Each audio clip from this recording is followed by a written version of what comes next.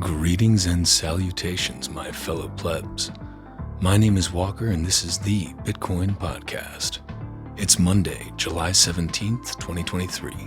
At the time of recording, the Bitcoin block height is 799,099, and the value of one Bitcoin is still one Bitcoin.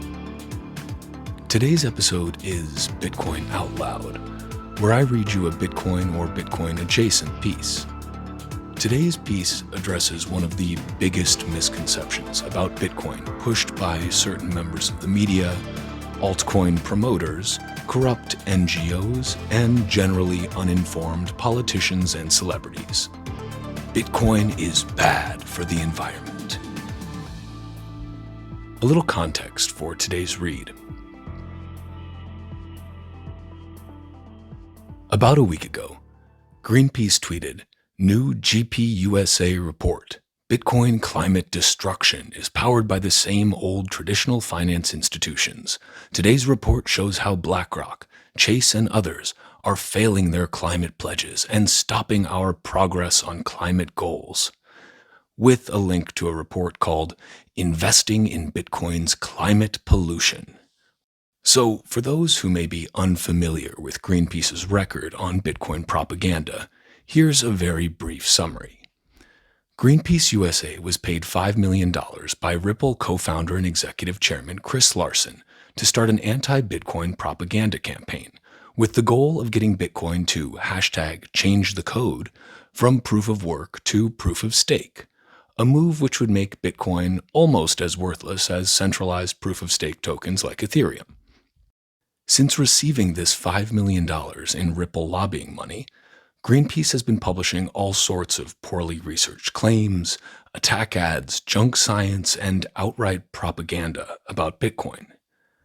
Additionally, because Bitcoin is open source technology, anyone can copy Bitcoin's code and create a new version that is proof of stake. Nothing is stopping Greepeace from doing this.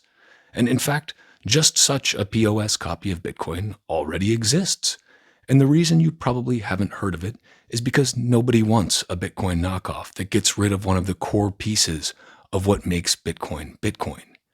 Using real-world energy in Bitcoin's proof-of-work mechanism is crucial as it creates tangible costs to malicious activities, thus providing a strong economic deterrent against attacks on the network and ensuring the security and integrity of Bitcoin.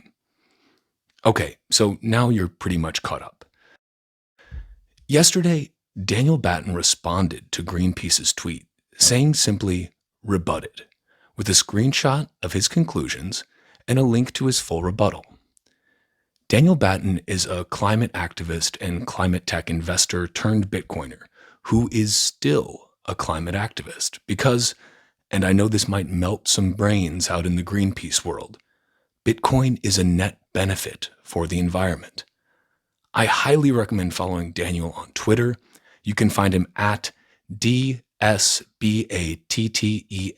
That's DS Batten. So today, I'm going to read Daniel's entire piece titled Rebuttal of Greepeace USA Report on Bitcoin.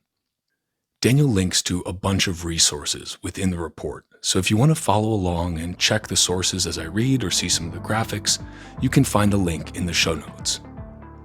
So, without further ado, let's get into it.